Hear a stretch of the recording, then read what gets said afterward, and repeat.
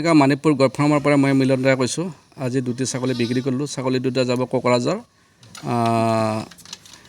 এতিয়া মই তেখেতৰ পৰা পৰিচয় লৈছোঁ। আচ্ছা, আপোনাৰ নামটো কি আছিল?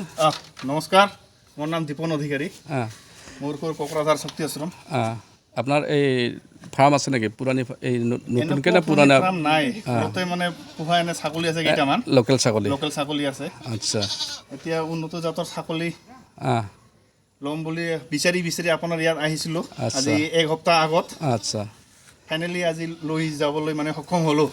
আচ্ছা, আপোনাৰ এটা কথা কওঁ, আপুনি যে এডভান্স কিছু দিছিলে, হয়, সেই হিচাপত আপোনাৰ এই ছাগলীবিলাক যে দিছোঁ, আপোনাৰ পচন্দ হৈছে?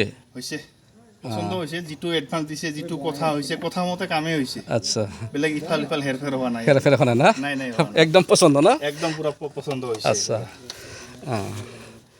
দে এতিয়া মই এই মানে প্ৰত্যেক হেৰি মানে যিবিলাক আমাৰ কৃষক বন্ধু আছে, সেইবিলাকক মই এটা মানে মেছেজ দিব বিচাৰোঁ।